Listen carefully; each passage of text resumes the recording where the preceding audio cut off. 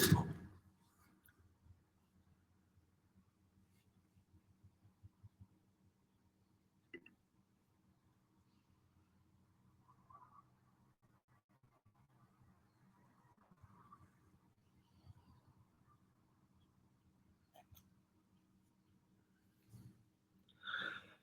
morning, everybody. Welcome to Nailed It Sports. My name is Caleb Nail. Hope you're having a wonderful day. If not, I hope it gets better for you. This is Nailed It Sports, Central Valley sports show catered to you. We're doing 2 days in a row. We went Monday morning. Now we're going Tuesday. Now we're going for it. We're going to keep going. Make sure you follow me on X, Caleb_Nail. That's Nale. You can follow on YouTube. Catch us on YouTube at Nailed It Sports. 3 words, NALED, and on Spotify. And I believe on iTunes as well. It should be there. I haven't checked. I don't really do much. I'm not an Apple guy. So if you're an Apple person, let me know.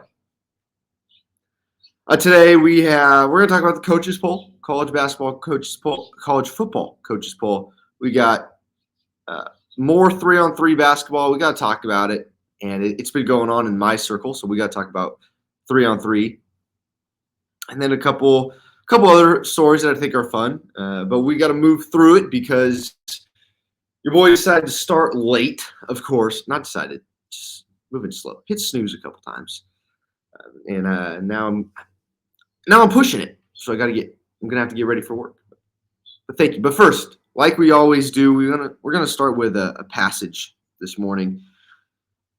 And I was reading this morning when I got up, and I thought this would be good to share. I had something else in mind, but I felt the Lord saying, "You talk about this."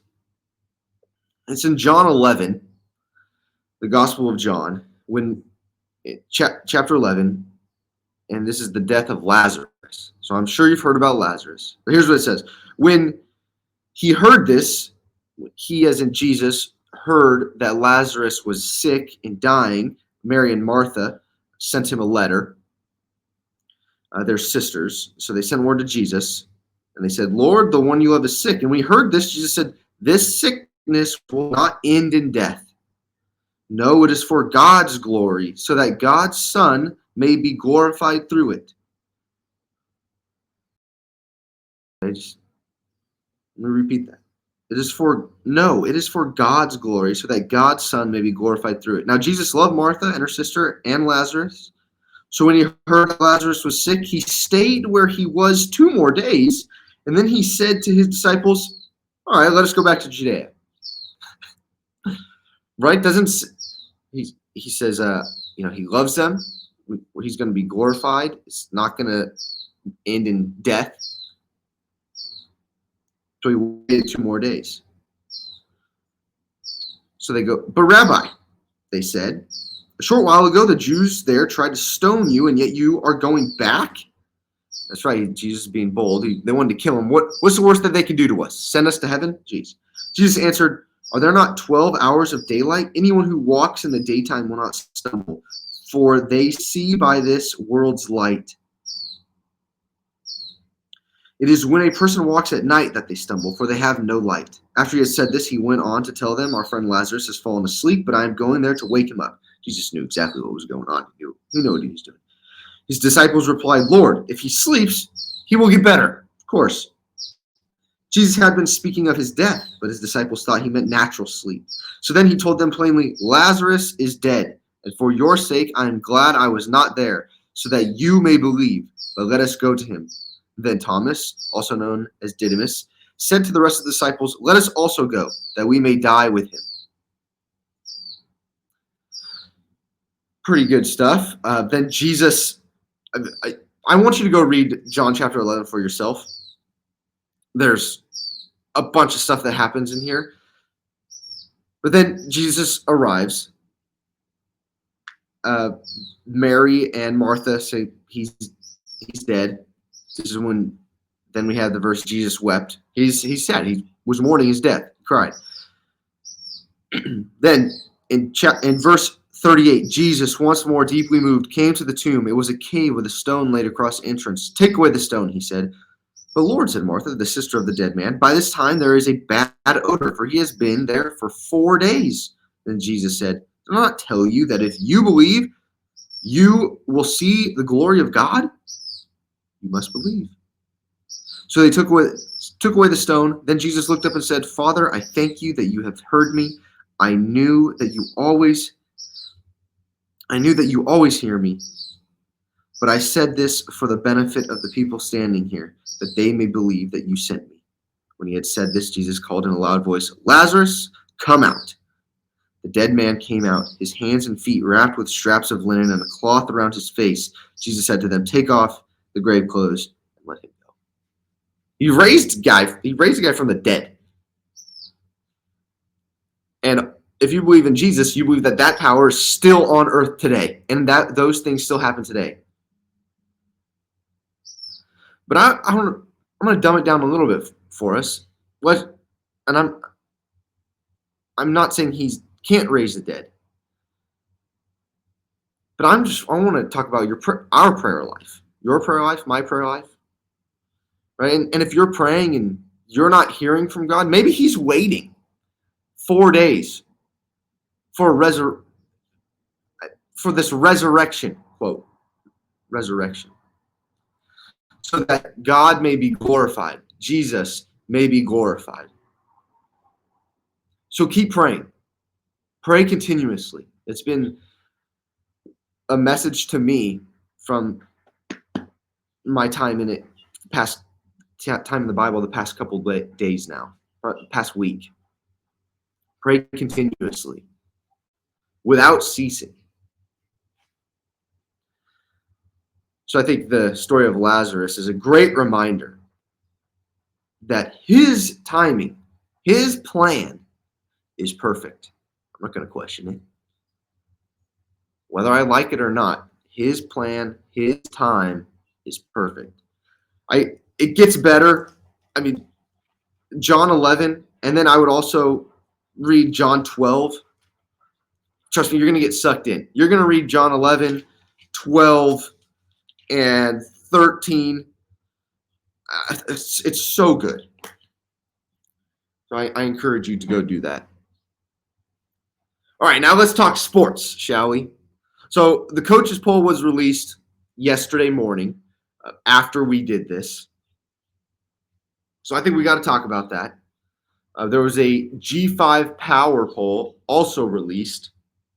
And I'll start with this, talking about preseason polls. Not a fan. I don't like what preseason polls do for the sport. I don't like it. And here's the reason why. It's because these publications, these polls affect where teams can end up. And why do I say that? It's because if Fresno State and USC played the same first 4 games and USC went undefeated, they are ranked 23, by the way, in the coaches poll. They're ranked 23. If they played those same games, Fresno State would be 15. Fresno State would not be ranked. And then if they continue to go on that path and win every game, USC would be ranked number 1 in the country. Fresno State might be ranked in the top 20.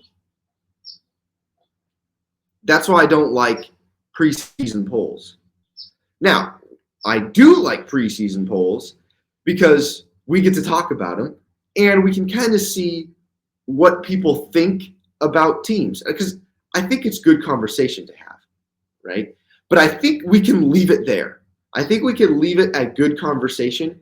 I also don't believe we need polls to have good conversation. But this is a good indicator of what the mainstream media and what people around the college football world are thinking about teams. Okay, so we have the coaches poll. I'm going to pull it up real quick. I'm going to share it with you, put it on the screen.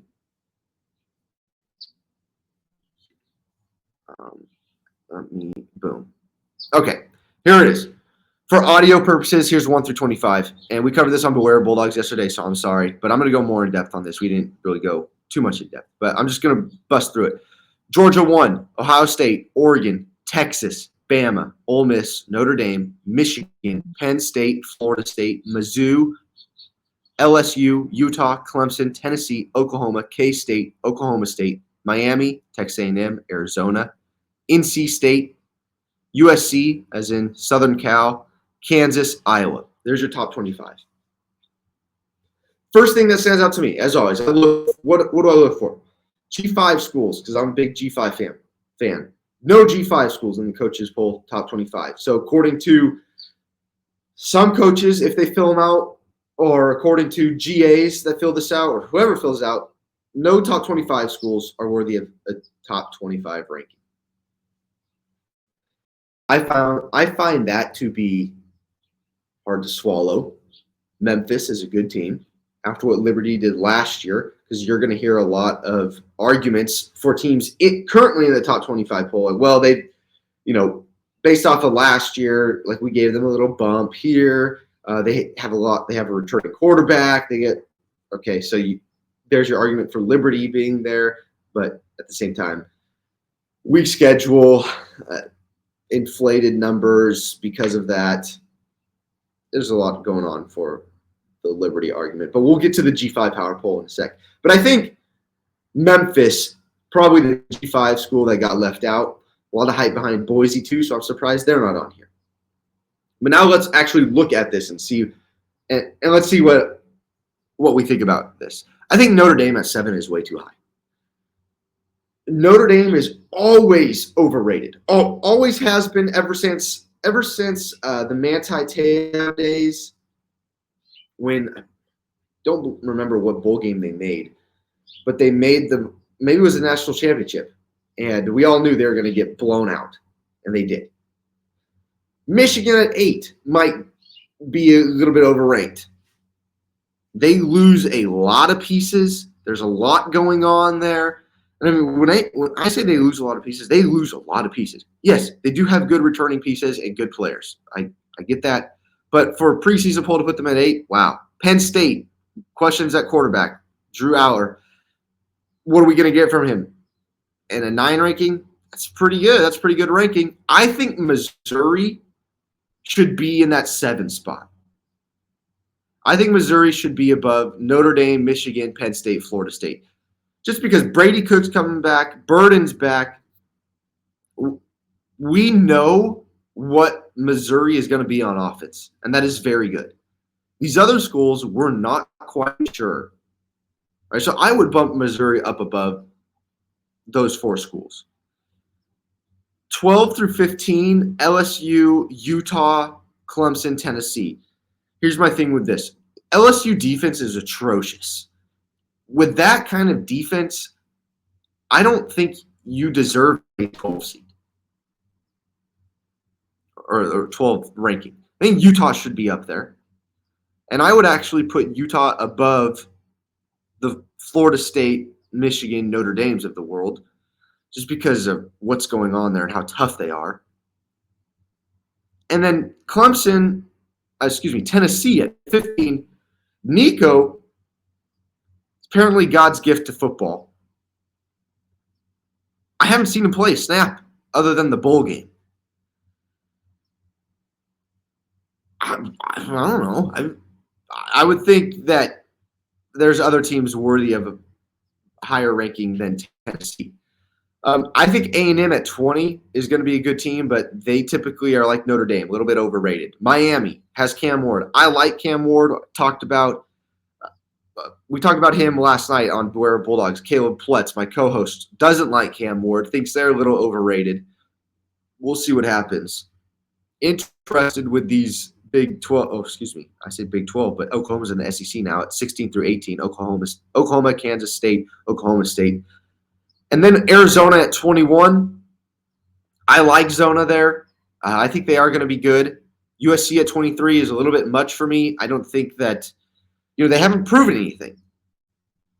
They always have great players. Heisman winners, but they can't win their conference. they can't win more than 9 games with those players.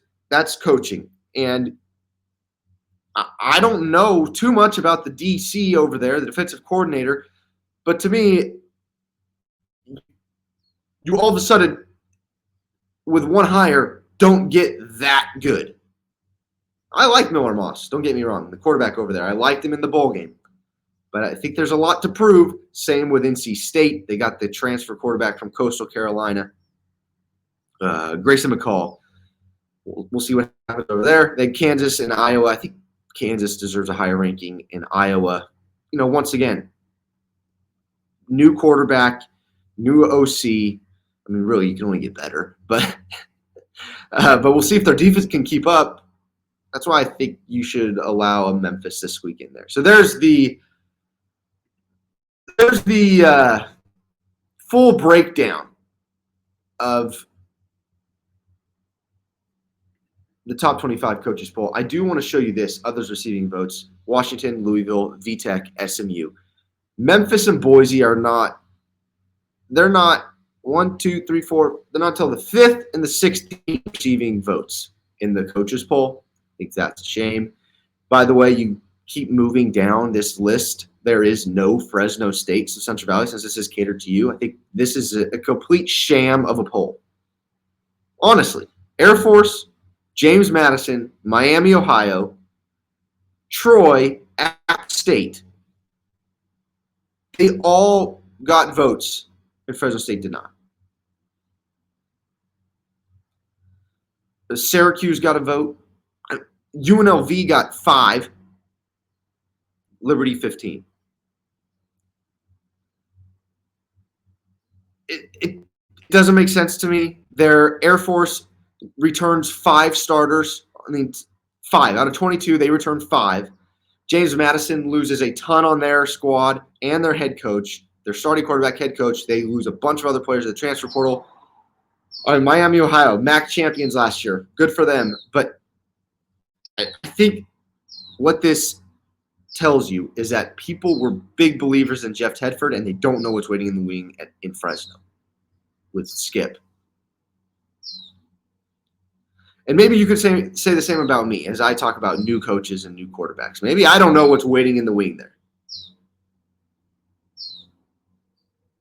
I think Fresno State deserves a vote, don't you think, over Air Force and James Madison, who lost a lot, way more than Fresno State.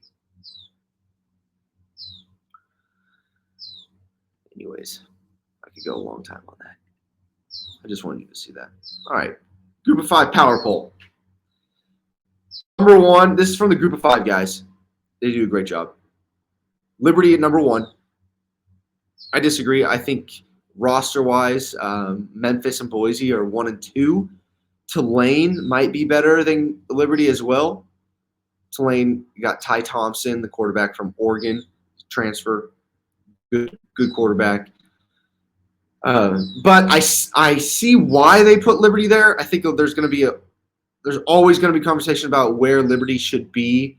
But just based on the fact that they play a very weak conference schedule, there's always going to be an argument against Liberty. I like them. I like Salter, the quarterback there. Fun player. He's very good. He could have gone elsewhere, but he decided to stay. So, I don't mind the top 4. Okay, but once again, because I'm biased, I have beef with Fresno State at 6.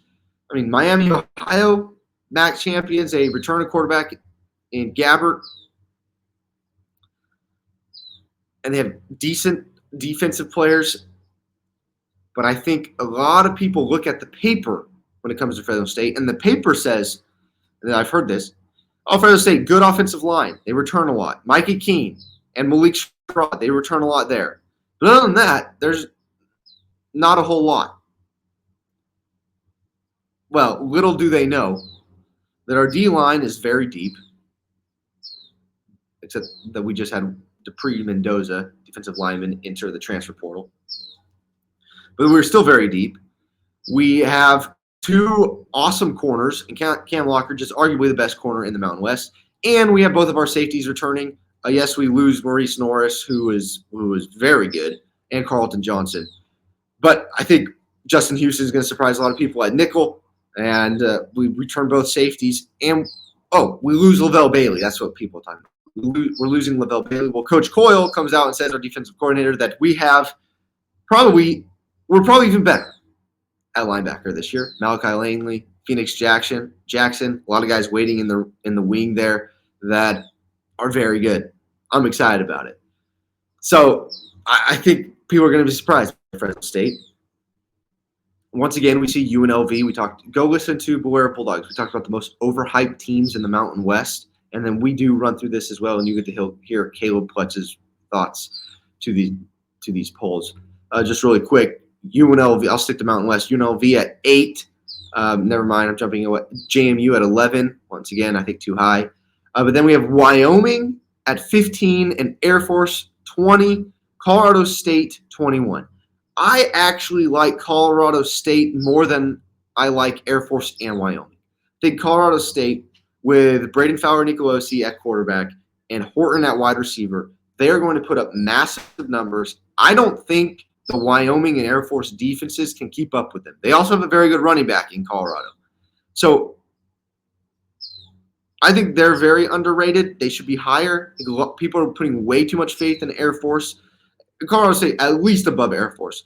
Wyoming, they do return their quarterback in Sveboda. Sorry, bro. Sorry, I'm butchering your name. But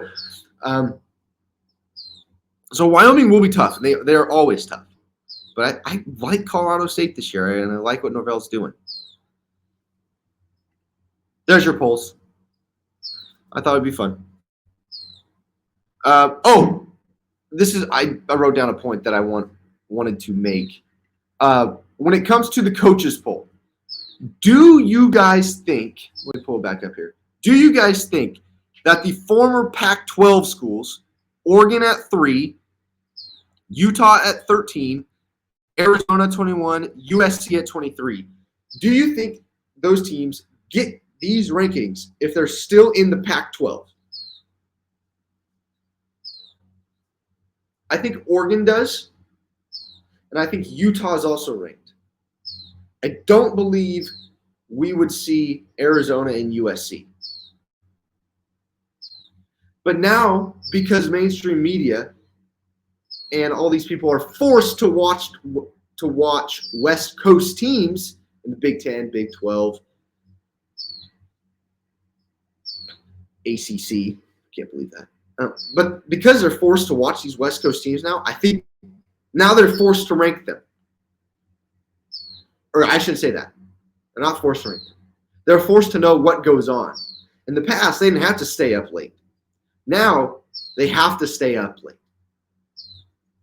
And so now they're going to know just how good these teams are. Right? Pac-12 football was awesome last year. The quarterbacks were ridiculous. A lot of toughness, a lot of good play. Pac-12 football was so fun last year. So maybe that we're benefiting from last year, you could argue. But I think a lot of it has to do with the conference that they're in. And so you may say, Caleb, that's ridiculous. It probably is. But they give me no reason to believe that it's not. Because the way that they conduct themselves and do these polls. Oh, my neighbor's dog just showed up. Hi, Lobo. Okay. Go home. Please go home. He likes me. He is a good dog. And, I don't mind dogs in my yard if I know them and they know my kid, right, so they don't attack him. I want them to protect my son. And if it's the neighbor's dog, it's fine. Stray dogs, though, no. Okay. Let's keep moving on because I want to get to this 3-on-3 basketball stuff that we talked about yesterday. So I want to apologize to the women's 3-on-3 team because I said that they had only won one game. Not true. They won bronze. Granted, it was while we were talking, but they won bronze, so that's good for them. Getting on the podium is always great. Men's team, though, still got blasted, and this is what I want to talk about. And I watch men's basketball, so we'll talk about it. A lot of stuff came up yesterday. A lot of talk came up yesterday about how do what is the selection process for 3-on-3? Because we have guys like Jaylen Brown sitting out. Right? And I talked about this yesterday. We have guys like Jaylen Brown sitting out, Brunson sitting out. Why can't we use them? Well, they have to qualify. They have to play in a certain amount of games that the IOC 3-on-3 board recognizes. And the big three, Ice Cube's big three, which there's good players in there, I don't believe the IOC recognizes the big three. So they can't play in that. They have to actually play in 3-on-3 sanctioned events that the IOC will take. So like Jimmer and those guys, they play in those and they get enough games in, and then they qualify for the Olympics. So the NBA guys, they're not going to qualify because they don't play any sanctioned games. It's their season. They got plenty of stuff going on. They're not going to qualify. So here's what I think should happen. Now I was talking to my dad on the phone with this, and here's my thought on it.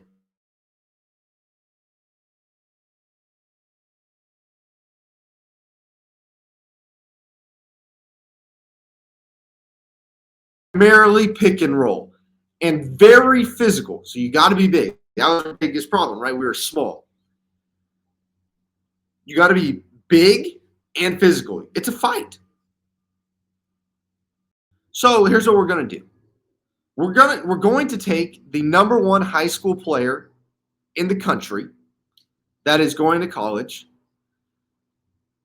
I believe you have to be 18 years old, though. So maybe you take the top 18-year-old in the country. And he's going to be qualified because now we are playing 3-on-3 sanctioned events in the offseason. So, yeah, and here's the reason why. Because, AAU, it's how you get looked at now. I don't like it, but that's how you're going to get seen. But the reason I don't like AAU basketball is it has changed the style of basketball that we play, right? Steph Curry ultimately changed that. We shoot threes now. This is why we're not good in 3-on-3. Our style of basketball is just different. It's not suitable to 3-on-3. And in AAU basketball, that's what they preach there, that style of basketball. There's a lack of discipline in kids in AAU programs because the coach says you're my best player. You're getting colleges to notice you. You have scholarships. Just go do your thing. Go show off. Right? That's AAU basketball. The majority of AAU basketball, not all, but the majority. It's not good, and it's not good for players. So when they get into college, now they have to go learn how to run the pick and roll specifically because a lot of kids don't know how to run the pick and roll. If we make our kids play 3-on-3 basketball, which I think good high school coaches do, you split practice up, make kids play 3-on-3 basketball all day. They're going to learn spacing because it's hard to help. Defensively, you're going to learn how to play so you can help and also react.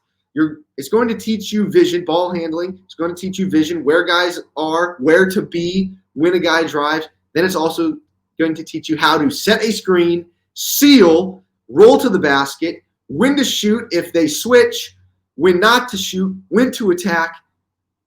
3-on-3 basketball is wonderful for young basketball players. You learn so much. So we're going to take our top high school recruit that's 18 years old. I would say most are 18 years old, right, if you're graduating. And you're going to make him play during the off seasons. And I think all high school coaches should do this. Make your AAU teams sign up so that all of a sudden you're sanctioned. You can play in the Olympics, 3-on-3 team. So we'll have no problems. They're going to take him.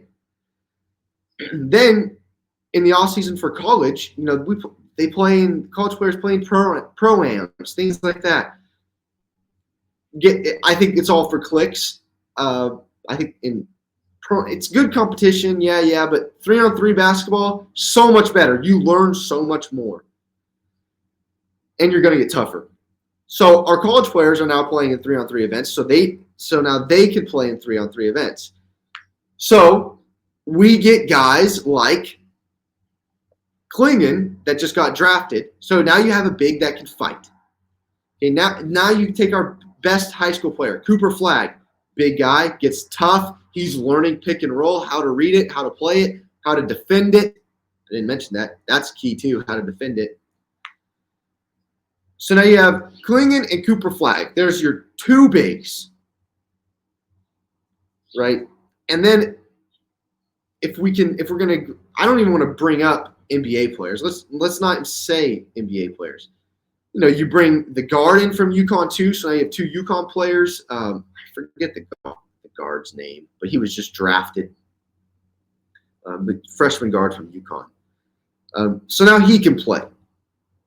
Right? You can bring Jimmer. That's fine. Bring Jimmer. He's a good player, but his body is not built for 3-on-3. We're a little small. Right? And that now if you are saying, I don't know if you have to how often you have to renew it, but if you have NBA guys, like let's just say they're 10th on the bench. In the offseason, they go play a couple 3-on-3 games. Boom, they're good to go. Right? Or if they can quickly go play some. I don't know. They may have to play in some events, but the United States needs to offer these events. And Ice Cube and the Big Three need to get licensed with the IOC and so that it works accordingly. And I think he might do that now after watching this, because this being the main takeaway as of right now from the Olympics is not good. Like I want to be talking positively about the Olympics, and there's a lot of positive things that happened that I wrote on a piece of paper and left inside. We won a bunch of medals. By the way, let me finish and then I'll get to it. So yes, but as I am wrapping up, 3-on-3 has a lot of potential in the United States. I will say this though. Our 3-on-3 team, that 3-on-3 team, did win silver, got second place in the FIBA World 3-on-3 World Cup. And they lost to Serbia. So Jimmer tore something, game 1 against Serbia, tore something or a ligament or something. He hurt himself, wasn't able to go. So it's tough to go with 3 people. That I get. What I don't like is people using the excuse, well, this game is different. Right? We don't want to take NBA players because the game is different. We don't want to take the top players because the game is different. It's completely different. No, it's still the game of basketball. You take a ball, you put it in a hoop. The stuff between that, sure, I don't want to say it's different. It's just not common in 5-on-5. Right? You got to be tough. You got to be physical. There's a way to do this to get better. The United States system, though, needs to be set up for our kids to be successful on the court. Right now, it's not. It's successful in a way that we get the top athletes to the top as fast as we can. That we do a great job at the NBA. Our high school kids, the best high school kids, make it to the NBA, boom, quick. Now, it takes a while to develop them, right? Because our strength and conditioning is not the same. Look at the guys coming in, like Wemby, the kid that plays on OKC, Chet Holmgren, Cooper Flagg. Their arms are as big as my pinkies. Their legs are as big as my pinky. I don't know. Like, yes, they are committed 100% to playing basketball, and that good for them. They love it. But what they're missing out on, in my opinion, is a couple beers. That'll put some weight on you. You need to drink milkshakes, beer and milkshakes. Come on, guys, and lift weights. You got to drink a 6-pack a day. 6-pack a day. You don't have to get drunk. You're not going to get drunk off 6-pack. You spread it out throughout a day. Drink a beer. Work out. Drink a beer, go shoot. Drink a beer. That's what we got to do. Then we'll be able to compete 3-on-3. You don't think the Serbs drink every night? I know they do. Look, we beat China. China's starving over there. They're a communist country. We easily beat them because they're starving. We're tougher than them. These Europeans, they start drinking when they're 12. No wonder they're bigger and stronger than us. We got to get our guys on a beer and milkshake diet. Come on. That's the key. Oh, man. Okay, in all seriousness, though, men's volleyball, I watched men's volleyball versus Brazil yesterday. That was a lot of fun. Men's volleyball, you can tell me all you want how women's volleyball is more fun, the rallies are better, but the freak athletes on the men's volleyball court are so fun to watch. It's so fun. You got to watch. Then United States played Croatia in water polo. My cousin's over there in Croatia, and we beat them. I'm all about it. I'm not one of those U.S. citizens that call themselves a U.S. citizen, take advantage of the United States, and then cheer for another country when they play. Well, sure, I'll cheer for Croatia when they're playing the European teams, but I am USA, ride or die, all the way, baby. Beat the Croats, and we did. And we beat them at their own game, by the way, because water polo, they love it there. They're playing in the ocean. If you go, they have water polo nets, goals set up all over the ocean. They're playing all the time. Our boys looked so good. So I'm excited for United States men's water polo. Wow, we looked good. Okay, last two things, and I really have to get ready for work. FIU, Florida International, set up a deal with Pitbull. Mr. Worldwide. All right, Pitbull, he's going to have a huge influence with the Cuban community. FIU is going to get all of those fans, or make fans out of all of them, I should say. I think it's great for the sport of football. This is FIU football deal. But this is what NIL is doing. This is what the transfer portal is doing.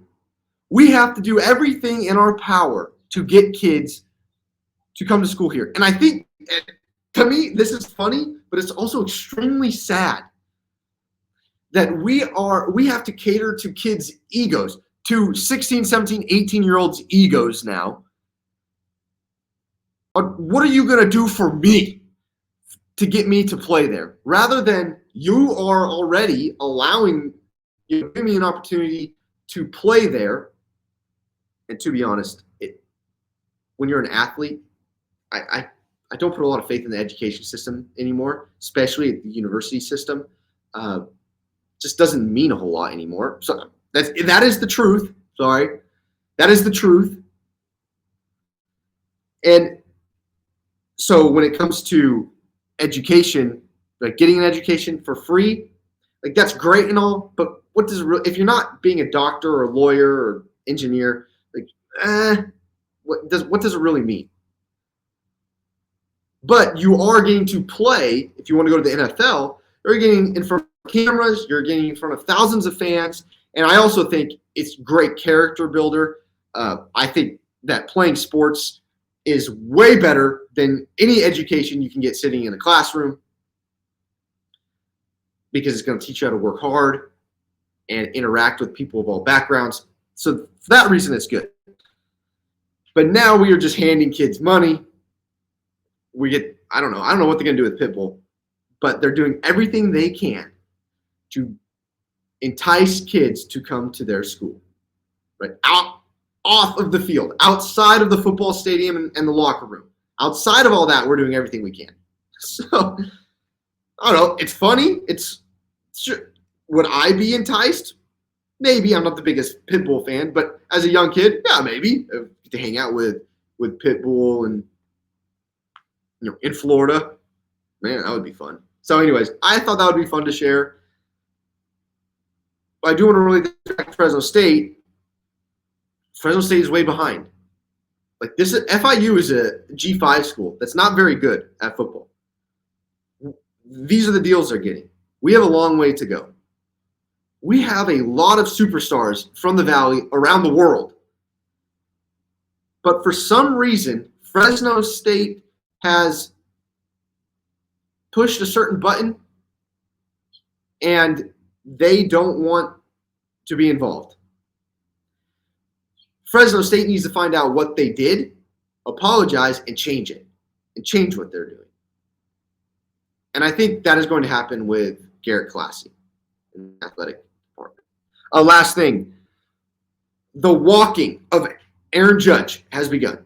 Aaron Judge was walked 3 times, intentionally walked 3 times in one game last night's game. I think that's the first time that's happened to a Yankee in a long time. That's how you know he is superstar. He is at Barry Bonds status now. The dude he's hit already over 40 home runs. He's insane. Aaron Judge is the face of the MLB, and guys, he's from here. He's from the Valley. We have no posters up at Fresno State. We have nothing. Like, Derek Carr is a starting quarterback.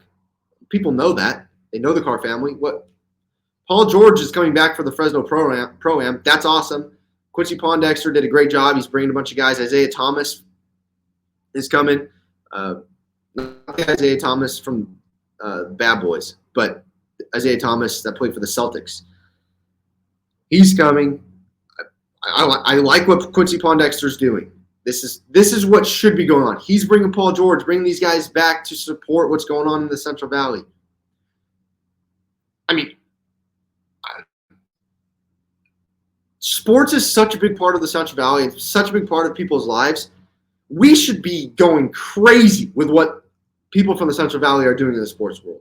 Josh Allen, he didn't go to Fresno State, but he should be plastered all over Firebaugh. I've seen him do stuff like Wyoming's brought him back. He says good things about Wyoming. The Cars do things, but other than the Cars, we have so much going on Fresno State. And we need to buy in to what's going on. So I got to text Classy. I got to get Classy to do a bunch of stuff. Get the Central Valley fired up for sports, because the more sports fans we have, the more united I think we become. We can unite over something, which I think is key, number 1. And 2, then you're going to find more support at Fresno State events. Boy, my voice is telling me it's time to go. We're gonna get more fans at Fresno State events to support our kids, and high school events, things of that nature, and the kids are gonna be really excited. So, anyways, I gotta get ready for work.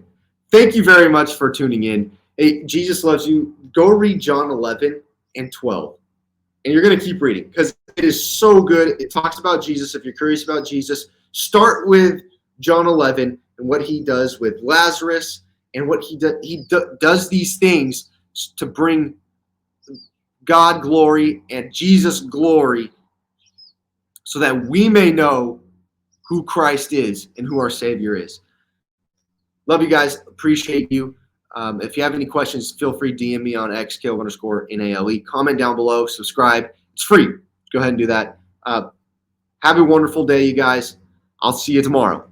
See ya.